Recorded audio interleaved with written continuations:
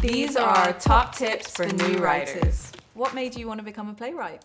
So funny enough, like most people, I came into theater via the acting world. I was sure I was going to be an actor, although it didn't feel quite right, but I was like, this is, I want to be in theater, so I guess I have to act. And it wasn't until end of high school that we were given this project. It was like this new thing that my school was doing where we were going to do a festival. We were all put into groups, and then we all had specific roles: actor, writer, director. And so I had just landed into the writer role.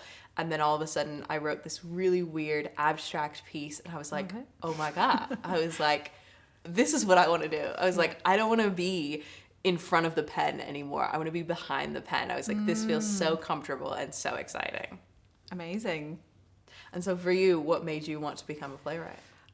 Similarly to you, actually, I didn't start in acting, but I wanted to be a director. So I went to drama school, and I was doing a module where we got to work with Rebecca Lenkovich, which was like incredible. I don't think I understood how incredible it was at the time. And as part of that module, we wrote a play, and I was like, oh, maybe this is it. I think maybe this is the thing I should do. So yeah, I actually came to it in a roundabout way, similarly. So what advice would you give to another playwright? The advice that I would give is keep writing. I feel like the joy that you get from completing your first play is incredible, right? You can't replicate that. But don't stop there. I feel like when I started writing, I was really like, oh, I want to know what my voice is. And I was like, how do I figure out my voice? I'm going to do this exercise and this workshop, whatever. But you know what you want to write, and you know who you are as a writer, and you know what your quote unquote voice is if you keep writing. I think once I hit my fourth play, so once I had completed a full draft of my fourth play, I was like, now I know who I am as a writer. Now I know what I want to say. And I feel like maybe not I've mastered, but I feel comfortable with form and plot and things like that. And if you were to ask me to write another play, I would have a good idea of how I would go about doing that and what I would want to say. Yeah. And so how about you? What advice would you give to playwrights? I think that is amazing advice. And I was like, damn, that's what I wanted to say. But actually, it's kind of an offshoot of that, which is don't give up. Because I was writing for 14 years before I won the Women's Prize. And I probably wrote maybe 11 plays in that time that are all just sitting in a drawer that at some point I'm going to whip back out and make people produce them. But I think there were many points at which I thought I'm just not good enough to do this. But I'm very stubborn, so I just kept going. But I would say to other playwrights, don't give up. If this is something that you absolutely love, and if you feel that you have a story to tell and a voice that should be heard, then keep writing. Yeah. Like you were saying, keep writing. Yeah. I think that's great. Definitely, depending on where you are in your life, it might be time to shift things. Especially if you've planted roots. Does it make sense for your life to then be like, I'm going to move to, I don't know, China, and then like right there. So I think, yeah, it definitely depends on where you are in life, and it definitely depends on like reshifting goals. I'm sure all of us would want to be on the West End, but not every play is a West End play, especially if you're writing like a very personal one-person show. I think every play has its own goal. And yeah, like I said, where you are in life, I think should really dictate what those goals should be. But if you're a writer, you're a writer. And just because you're not on the West End doesn't mean that you're not an accomplished writer. So I think it's all about, reshifting and making sure that you're still in love with it, and maybe finding different ways that you're in love with the craft. I think the thing that changed when I wrote Consumed is I kind of stopped worrying about how the play was going to be received, or potentially what theatre it was going to be performed at, because at the Women's Prize there isn't I'm writing for this building, and I just wrote the play that I wanted to write. And I think that changed everything for me. So I would really encourage people who want to enter the prize to be true to their voice, write the play they want to write, but also write the play they want to see. Hasn't been done yet. And just really live that, breathe that, and then get a draft done and send it in. Yeah. And what about you? What would your recommendations be? I mean, I really like that authenticity, because I think if you're writing quote unquote like for the prize, like you'll never be able to guess what the judges are going to like. And I think to even like this year's judges were different from our judges. So if you're writing for someone in particular, like you're writing to fail. So I think that authenticity is really important. And I feel like you can be more excited for something when you're not like, oh, is this person gonna like it? It's like, well, I like it. This is my play. And whether or not it wins or I'm a finalist or whatever, like I'm still proud of this piece and can still take this piece on. I think that's super important. Yeah, I completely agree. I love that. Like, you have to love your play. Yeah. So true. What advice would you have for writers that are dealing with rejection? So, as I said, I was writing for 14 years, so I Yeah. dealt with a lot of rejection. And I actually remember my first rejection. And I remember that I got it as a letter, because it was back in the day. When Oh, like a people printed sent, letter? Yeah, people sent printed letters. And I went up to my room and I put my pillow over my head, like face down in the bed, and cried. So that's a good way to deal with rejection. No, I think actually rejection can sometimes be redirection. So maybe a building isn't engaging with your work because your work isn't necessarily something they present, and that's fine. Like ADs, artistic directors, have tastes, and your work might not be their taste, so it can be redirection. And also, you know, I think sometimes as well, rejection is protection. Like, there's plenty of things that I've applied for and I've kind of done it more on a whim, and then I wouldn't have had time to do it anyway. And you know how it's just like you feel like you have to keep applying when you're first writing. You apply for everything, send one play off to 10 different competitions, or I did anyway. So I think that there are benefits to rejection, actually. And I also think that, like, a lot of great theatres, like, say, Papa Tango and their prizes, they will give feedback. So even if you are rejected, there's some guidance about how to improve your plays. So you have to take the good with the bad, I think. But yeah, rejection always stings. It always stings. And it does get easier, but it's always going to hurt, I think. Yeah.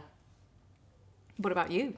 So that actually reminded me, and I should know the name of it, but I completely forgot. But every year, so there's this writer, and she put out this like template Google sheet, and it's something called like the rejection list. And your goal is to be rejected from as many things as possible, which obviously the idea is to apply to as many things as possible. And I think this is my third year doing it, and it's so interesting because every time I apply to something, obviously I populate the spreadsheet. And every time I get rejected, then of course you put that in. And it's, I think, such a motivator to keep applying. And I think what's nice about it is, like, when you get a win, like, it's just interesting to track that. And also I would say, like, having a support system is really great too. I have a friend, we applied to almost, you know, the same things. And it's kind of funny to be like, I got a rejection. They'd be like, I got a rejection too. Or like, what does your rejection say? This is what my rejection says. And like, sometimes too, like, you don't realize like how you're making an impact. Like, I applied for something and haven't heard back. Maybe I've gotten it, maybe I haven't. But it's cool because they're like, they sent me an email and they were like, oh, it's so cool to see your name again for the third time. And even though they've rejected me twice before, just to know that someone in their office like knows my name is actually pretty cool. And if they reject me, it doesn't matter. They know me, and like, that's really nice. Yeah, I similarly have that template sheet. So I feel like our advice is start a template, but then it's also kind of depressing when you look and it's just, you're like, oh, I've got to keep going. I'm one of those people that, like, yeah, I always go, it takes me a while to deal with rejection. So I think you're right. I think you have to have a really good support network. Funnily enough, I have a friend, a brilliant dear friend who's also a playwright, and we apply to a lot of the same things. And I remember the morning of the long listing of the Women's Prize, she was like, texting me like, oh my God, you're longlisted for the Women's Prize. I was like, was I? And I hadn't, like, I had no idea because I hadn't, my emails had gone to junk, and I was just like, oh my God, scrambling around. So yeah, it's really great. I would recommend having a buddy. Maybe that's a good way to do it. Who's going to apply to everything with you, and then you can take the hit together. Yeah, I had that with Bruntwood because you apply with pseudonyms. Yes. And so it was funny, is my buddy who we applied to the same things, he hit me up and was like, I bet this is your pseudonym. And I was like, how did you figure that out? And I was like, that's so cool. So I think that's, to have someone who's also looking out for you, I think is super cool. Yeah. So that's, have a buddy, have a playwriting buddy. Yeah. We don't have a HR. So actually communicating is really, really important on many levels. So you can understand like experiences that others have had with working with certain people, and like whether that's positive, negative, and just, they're your community, and they are your colleagues. And I think, we all have to look out for each other, especially female or non-binary writers. I think it's really, really useful to communicate and be in connection.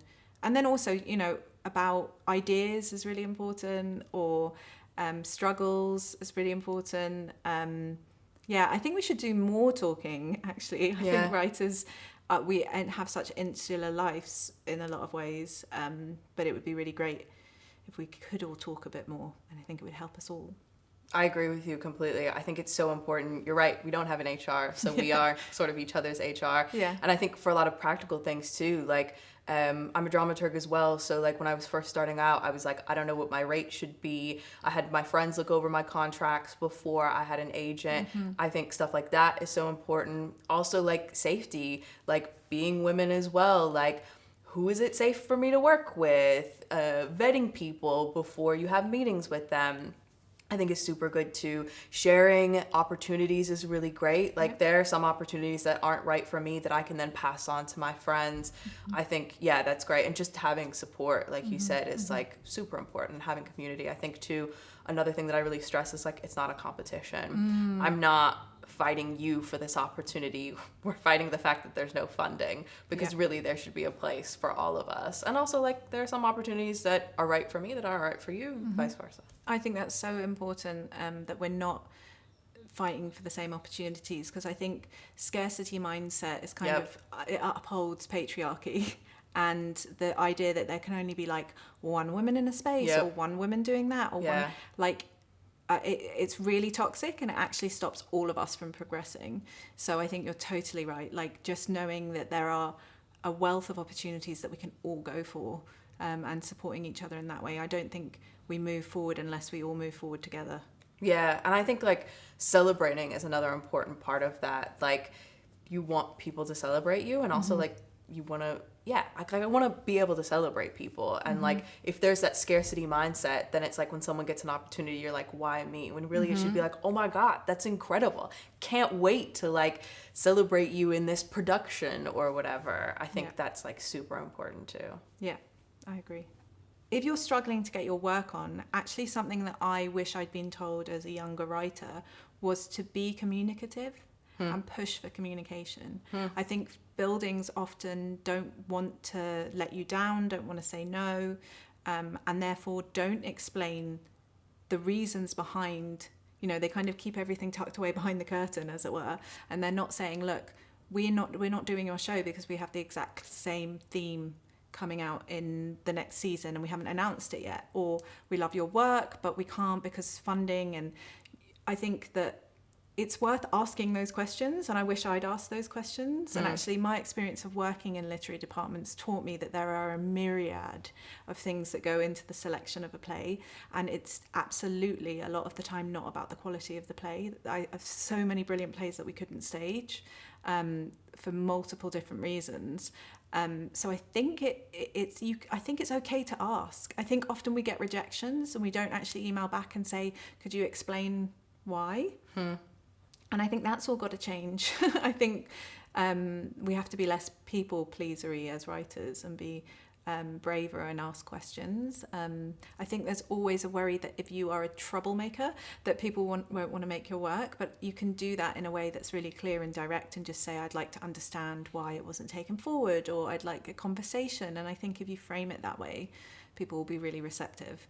So I do think there is a problem with gatekeepers, if I'm completely honest, in buildings. Of course. I mean, it would be silly of me to not say that, but I do think that there's also something that we can do as writers, which is to just be like, talk to me, tell me why. And that's a scary concept, but I think it's an important one, and I do think it's something that's got to happen in the next 10 years, is that we feel braver to ask questions. Yeah. What do you think? I mean, I think that's very scary. Yeah. Even for me. And I'm like, but I like that. I think that's great advice. And I think one thing that made me think of is like, I actually had an experience with a theater where they rejected me because they said I was American. And I was like, oh, that's really interesting. And I was like, okay, like whether or not that's the real answer, like fine, fair, move on. And I think sometimes if people reject you and you know that they're rejecting you because of certain biases, like it's time to move on. Yeah. If they don't want you, they don't want you. Yeah. Sometimes I think it's worth having a conversation, but sometimes I'm just like, go where you're celebrated, go where you're welcomed. Yeah. And also, I mean, you talked about working in a literary department, and I have as well. And I think if you can find an opportunity like that, and like everyone can't, you know, find the opportunity to work in a literary department, but like if you can attach yourself to, you know, there's tons of theaters that have like their own writers groups. That's a good way in. And then that way you're sort of attached to a theater in a way, and they will give you feedback on your work. And then you can ask someone who is a gatekeeper or close to those gatekeepers, you know, honestly, what do you think of my work? You're here to help, you're here to critique. What do you think I need to do? I think, asking for advice in that way, once you're attached to a writer's group, I think is really helpful. Yeah. It is a really difficult time, isn't it? I think when I first started writing, all those years ago, you used to be able to send your work to the Royal Court or to the Soho, and you would get, and again printed, I'm showing my age, but like 4 pages of feedback that you could like print out. Printed? And it was really like clear and like They would helpful. mail it to you? Yeah.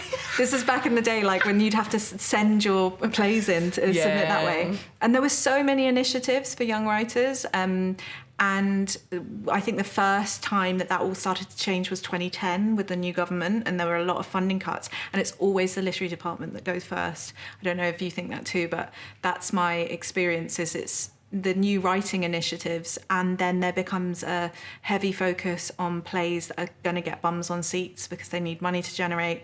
And then when you have year-on-year cuts and also inflation, and the money and the funding not reflecting that inflation, and that's been going on for like years and years and years, I think we're in a really tricky time.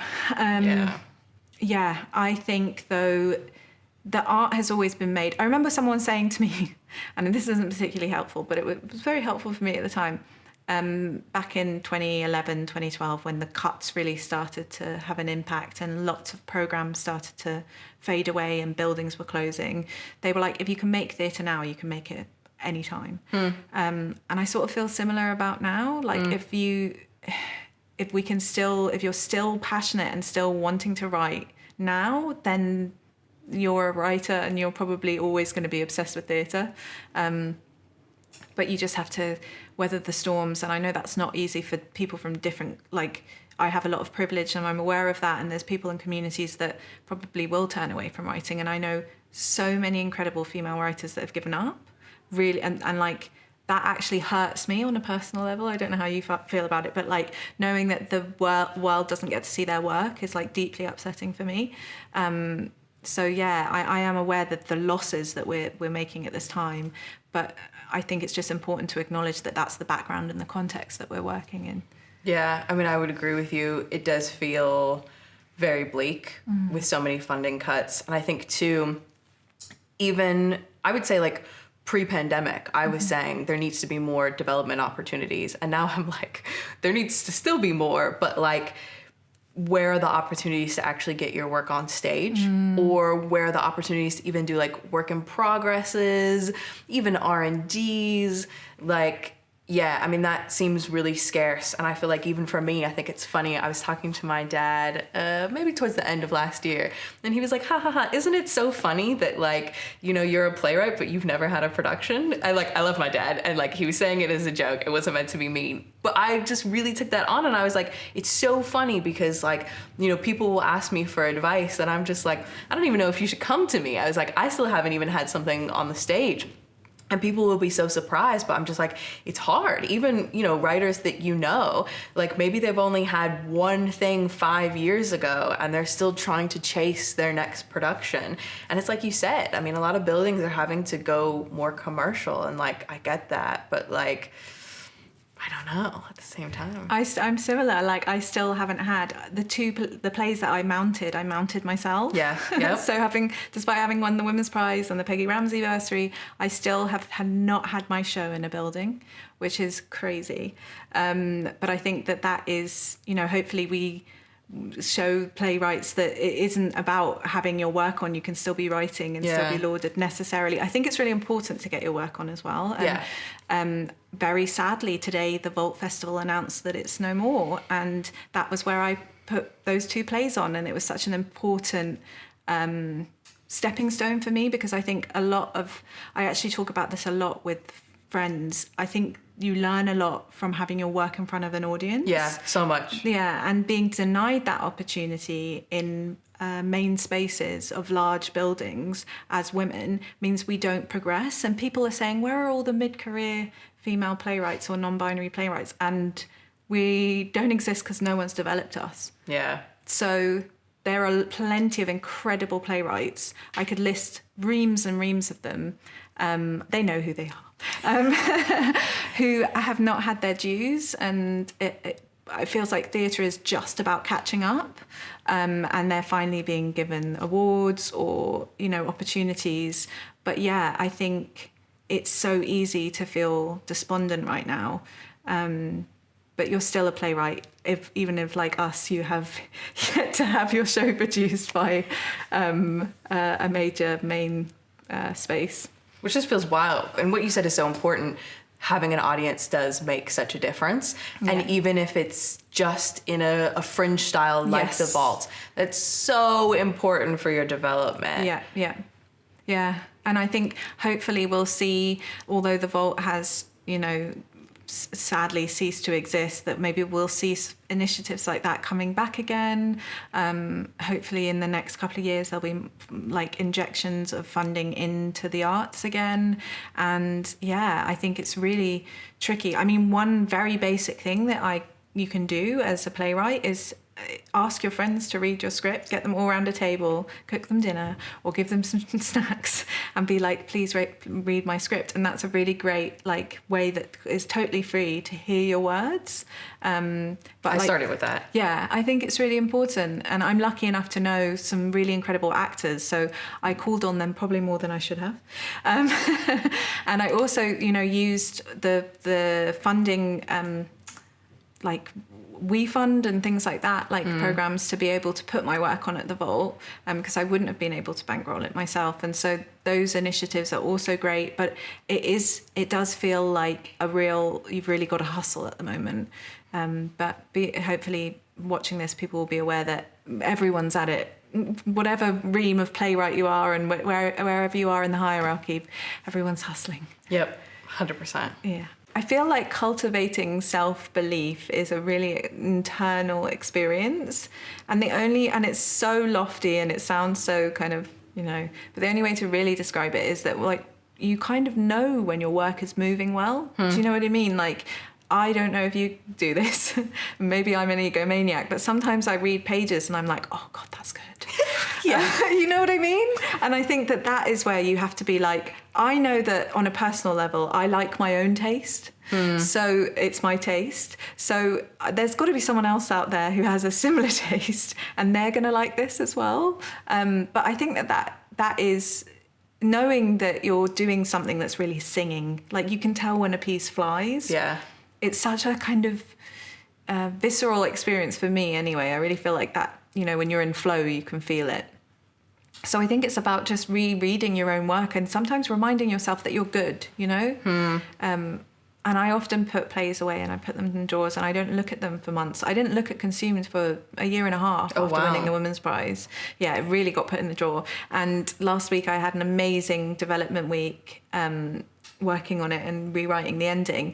But I read it back and I was like, this still stands for me. I still love reading this and I still love those characters. And, I think it's not about, I'm not saying this because I'm like, oh, I'm really amazing and I've got such incredible work. But what I'm saying is that I love the people that I've taken the time to put on the page.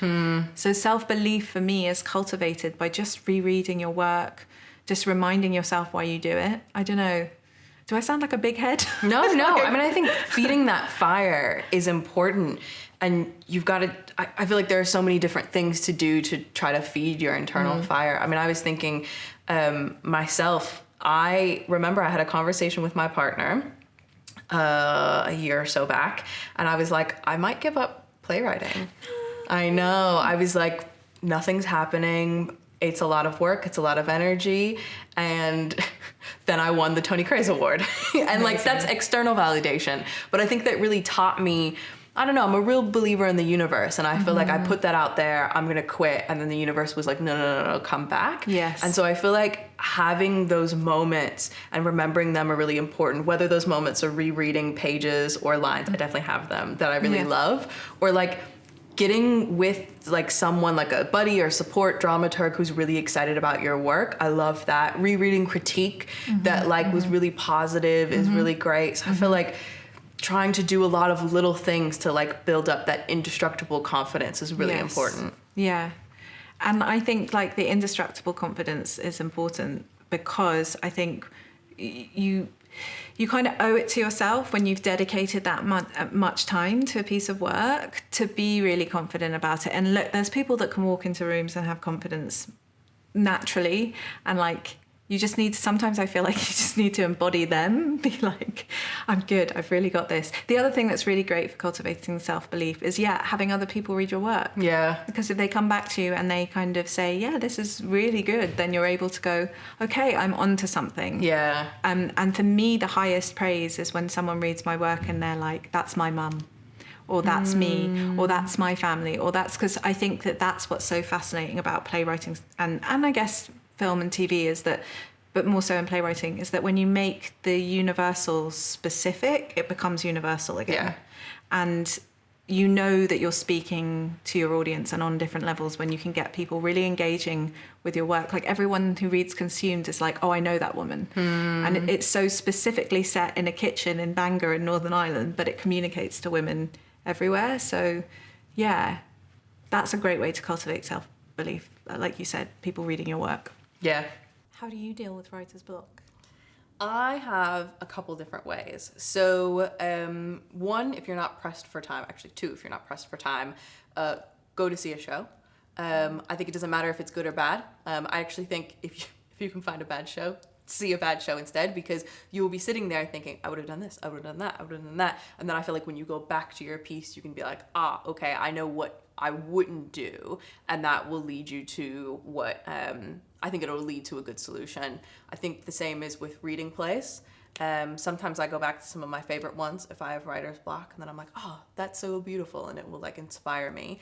And then I think my third piece of advice is get moving.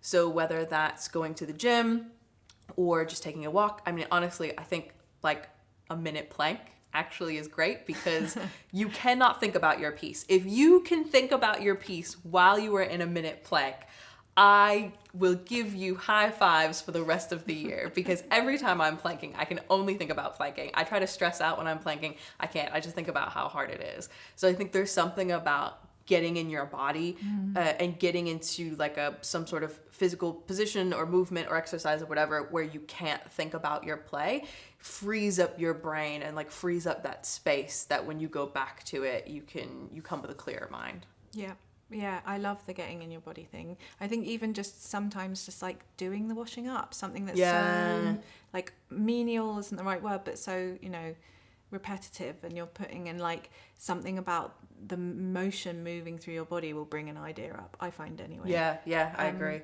Another thing I've once been told, and I don't know, sometimes it works for me, sometimes it doesn't, is that often if you get to a page and you're blocked, it's because you've been untruthful in the page before. So there's something in the lead up to that point where you have not done the thing you wanted to do as a writer, or you've allowed yourself to be untruthful, or you've leaned into something different, and this is your kind of creative subconscious being like, stop, go back and fix it, because the play isn't going to work unless you deal with the thing that's happened before. Another thing I would recommend, which is I always have, I don't know about you, more than one play on the go at a time. I have all these ideas come up and I put them in notes in my phone, and I start writing something there and I start writing something else there. And then if I'm really blocked on one play and I can't find joy in it anymore, I'll go and write something else and find joy in that, and then get really into that. And then I'm usually like, I can go back to that now.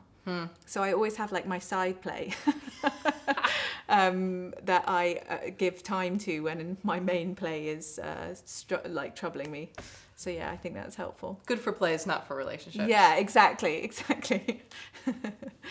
I think I said this a little bit before. I think you don't know yourself or what you want to write about until you keep writing.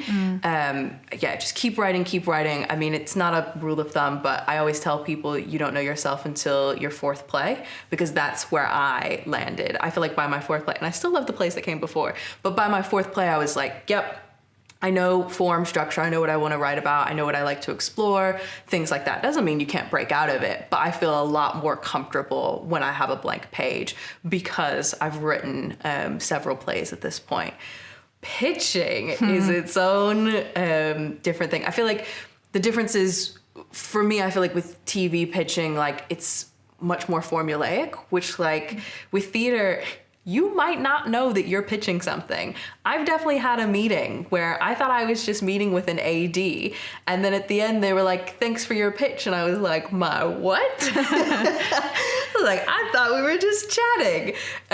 So I think being able to be articulate about your work in different forms. So like having a play and just, I would say, writing like a 3 to 5 sentence summary and having that memorized, because you might need to, already have it, write it down, but you might need to say it, or you might need to actually put it in a presentation, or you might be like me and have this chat and have no idea it's a pitch and just need to like rattle it off. So I think like being really clear about what a piece is about and being able to like say that over and over again is really important. Yeah, I think it's so fascinating that we're in a kind of culture now where you do pitch for theatre, which I think is, it's always existed, but it kind of talks about, speaks to the kind of TVization of theatre. So pitching, similarly, I would say, just what is the heart of it? What's the central question? So say, I am interested in asking this. And I would like my audience to feel this. That's great. I think those 2 questions, if you can articulate that's amazing. But also be able to talk about the like rough story points. I think that's what's different about pitching for TV over theatre, is that like the central question in theatre is so much more prominent, for me anyway, because it's an hour and a half contained time, and you want your audience to go away and like continually be thinking about the play and the question that you pose. Style and tone. I was once told that this was a really useful exercise, and I did do it, and it was fun and illuminative. So is that a word? Illuminative? Yeah. It's a word for now. Illuminating? Yes, that's it. We're writers. Yeah, we're writers. It's a combination of words. I've just made a new word up. It was to sit down with a writer that you love and take their play and type it out. And when the impulse came to add something, add it with your own voice, or like take it away, or cut a character, or move. So basically learning to like, looking at your plays that you love, and then looking at your work and how your voice is different. And that was really helpful for me. Like early on, I was obsessed with Pinter, so I did it with a Pinter play.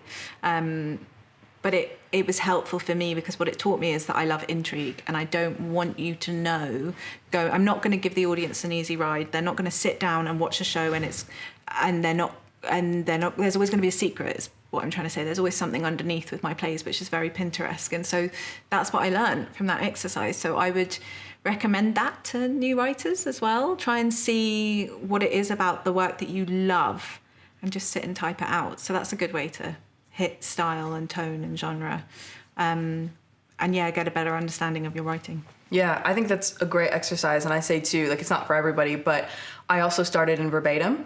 And I think verbatim is great because you are working backwards in a way. So I got to see, how do I play with pace?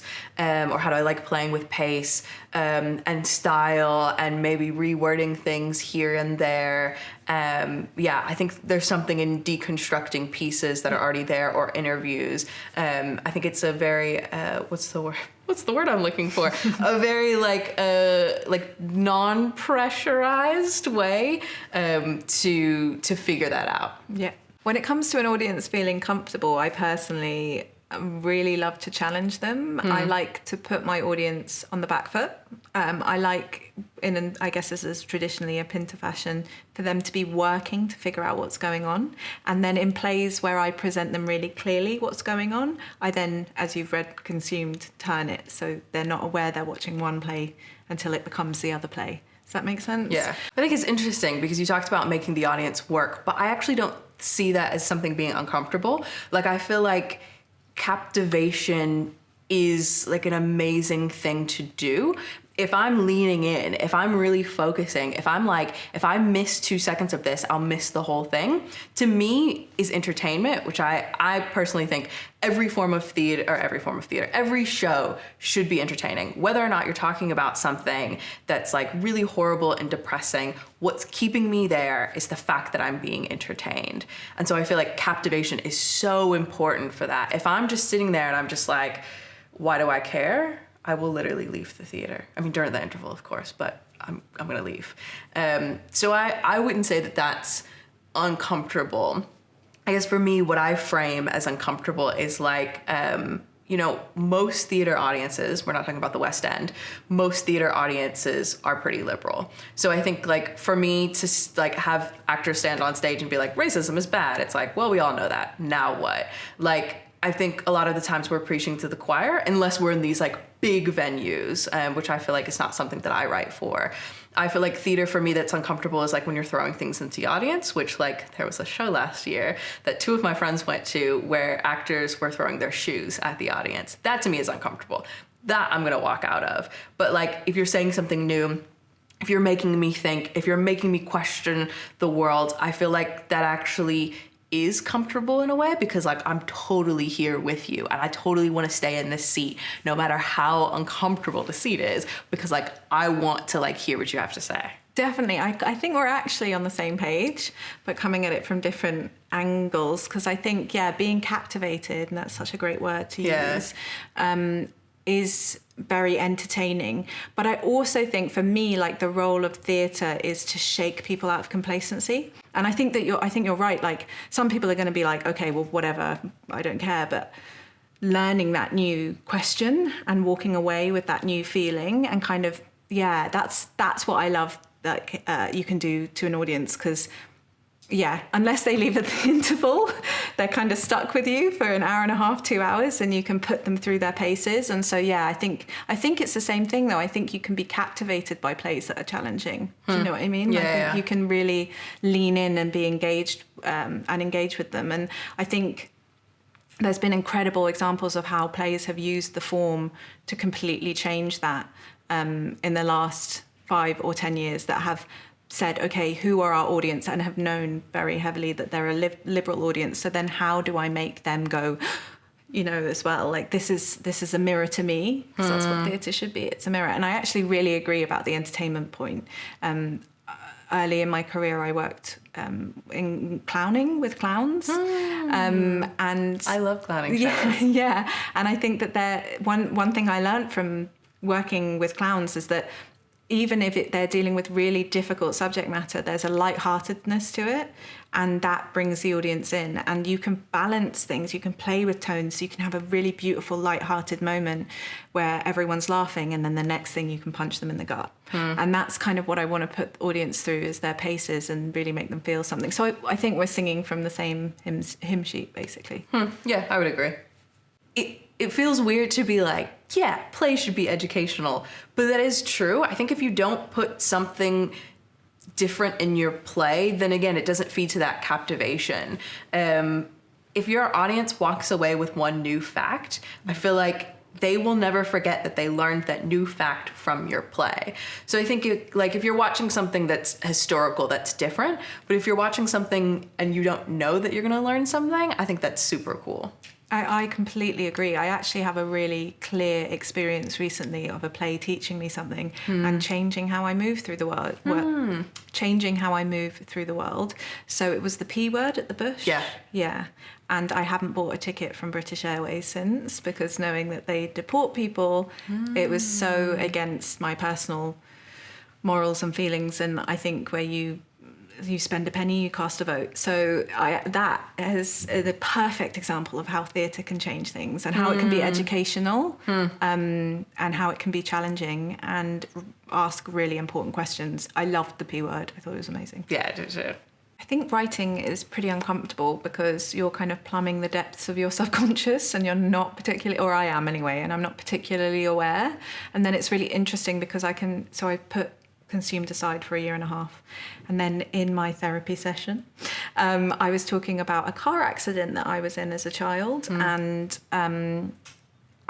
how I looked at the palms of my hands and they were covered in shattered glass, and that's an image from Consumed, and I had completely forgotten that.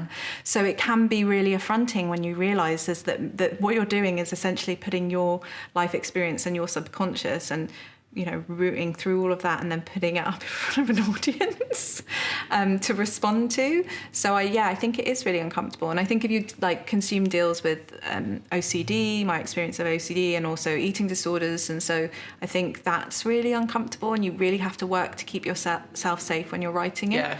Yeah. Therapy's great.